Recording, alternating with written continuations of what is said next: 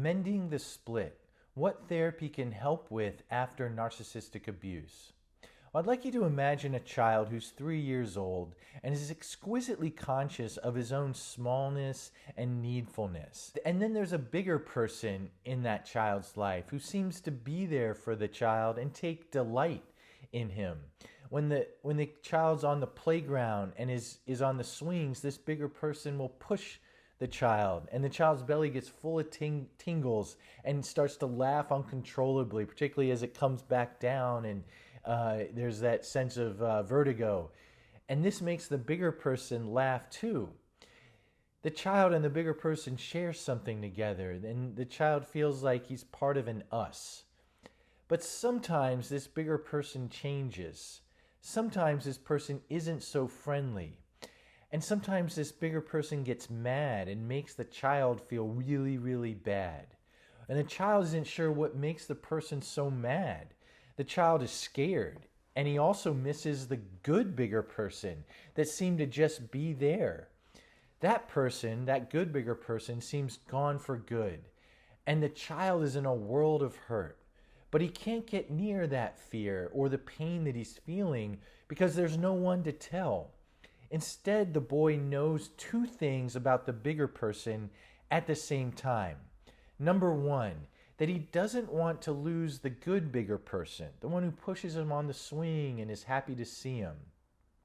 Number two, that the boy knows that he's really, really scared of the bad bigger person and just wants to hide from them. So both are true. How can that be? Well, today I want to talk about what attachment trauma can feel like for the child of a narcissistic parent. And like the child in the example I just talked about, the task for a kid in this position is knowing two opposite things about the child's parent at the same time. And often the only way to do this is for the child to dissociate one part of their mind that knows number one from the part that knows number two. And again, number one was that they don't want to lose the good bigger person. Number two is that they're really scared and want to hide from the bad bigger person. This can leave the child and later the adult feeling in disarray on the inside, as though their center is frayed or even empty. Well, good therapy after narcissistic abuse can involve developing a relationship with a good enough therapist who helps you track, know, and eventually feel the feelings that had to be shunned earlier in all of their sort of contradictory glory. Therapy that goes on, I think, long enough and that's effective can result in finally feeling safe enough to re-access the feelings that had nowhere to go if you were in the child's position that I described earlier yourself. And you get to re-access them in the presence of someone who, in an earned way, you feel you can trust. This can help you mend the split that often occurs for the child getting relationally traumatized by a narcissistically abusive parent. And the split I'm referring to is, in essence, the split that's necessary to know two opposing things at the same time. Again, that is that the child doesn't want to lose the good parent and that they're deathly afraid of the bad parent. Well, today's video is geared for survivors of narcissistic abuse and therapists of survivors of this form of abuse. You know, most videos that I post to this channel speak more directly to survivors, but if you are a therapist or survivor who's also curious about the process of therapy to help in recovery from narcissistic abuse, then you may also be interested in my free ebook on this topic. It's called A Treatment for Narcissistic Abuse That Works: The Basics of Control Mastery Theory. You can find the link in the description box below or by clicking here. Well, where does therapy pick up for the survivor of narcissistic abuse? I'm talking today about survivors whose early experience matches to some degree or another the child's in the example I just described. And let's assume the child I described earlier has now matured and grown into an adult in their early 20s. And this person has found a way to manage the feelings that were evoked in the way I described, yet left unresolved by the child's narcissistic parent. And although this person has found a way to manage the feelings that were evoked yet left unresolved and untended to by the child's narcissistic parent, life has felt, manageable, but full of tension, dis-ease, and sort of prevalent with a vague fear in its wake. The person finds themselves living life more on a moment-to-moment basis than having a sense of continuity of their selves and others in their lives. And although the person knows that they matter a great deal to trusted friends and say their relationship partner in their minds, they find sort of in their body that for this to be a pretty dubious fact, that it's hard to kind of feel like they continue to exist to themselves and in the minds and hearts of the people in their lives. In essence, they feel sort of estranged from their own life. And yet at the same time, they can also feel vibrant, connected to others, and optimistic. In essence, both are true.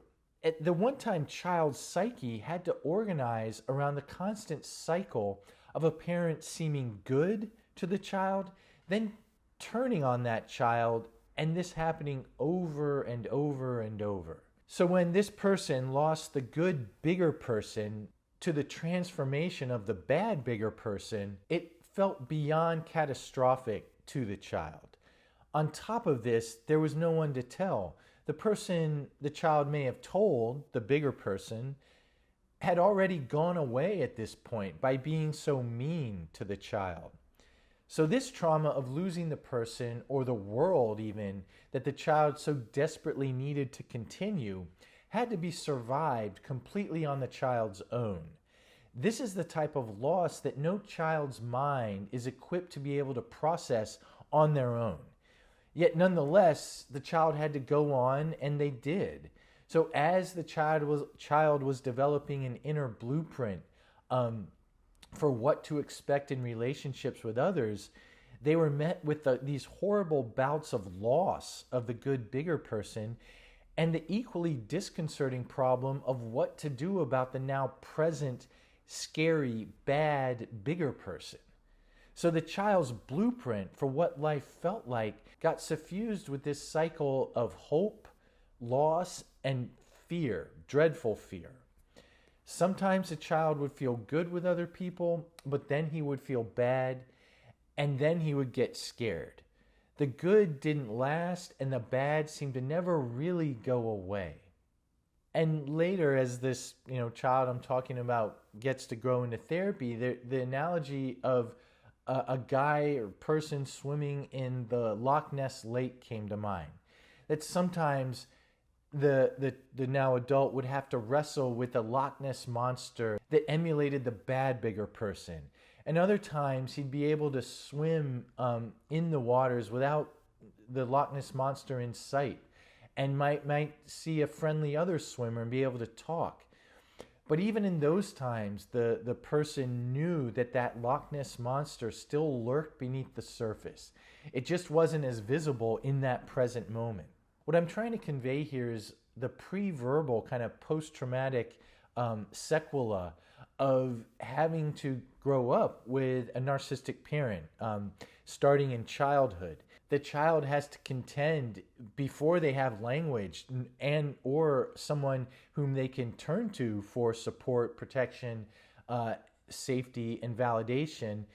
They have to contend with loss and fear, where they're hoping to find goodness and delight with their presence and existence.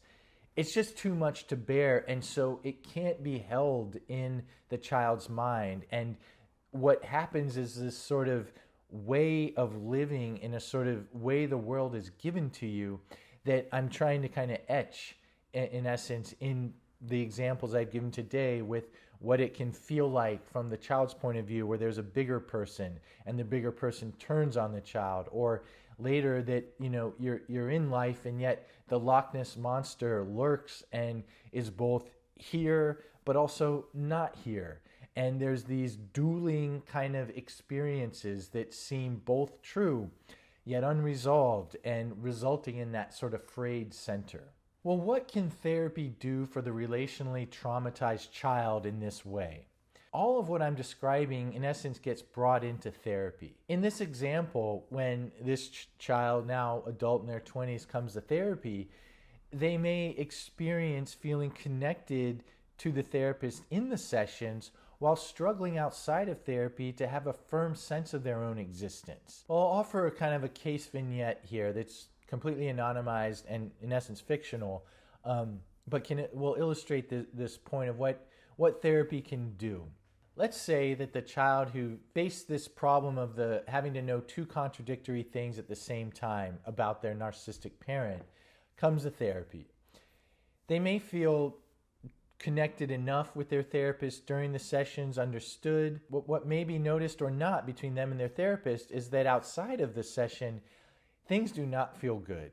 They struggle to concentrate at work. When they come home from work, they just feel like they have nothing left. And in essence, they feel like they're just waiting to get back to the next week's session. And this is kind of all outside the now adult's kind of consciousness. It's not talked about in the therapy yet because in some ways it's not known. What is known is one half of the contradictory equation, that the therapist is a good therapist, is the good bigger person. Well, one day the therapist has to unexpectedly cancel a session due to an emergency. The client is left feeling extremely frustrated and disappointed with their therapist. And they've worked together long enough that they feel one way or another that they can trust the therapist enough to tell them this. So in their next session, the client doesn't really hold much back and tells the therapist just how disappointed, frustrated with the therapist they were for canceling like that they really had their hopes up about what they wanted to tell them, how this therapy matters to the client, and that it was hurtful that the therapist canceled that way. And what the client notices is that his therapist is really listening. He's really trying to get what it felt like and seems genuinely sorry that by his actions that the client had to feel this.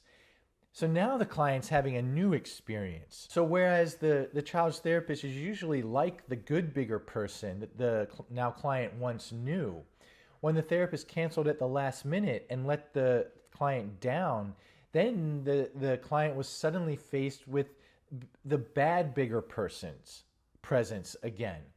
This time, however, the therapist didn't attack the child, but was there to listen to what the client had to say about how hurtful it was.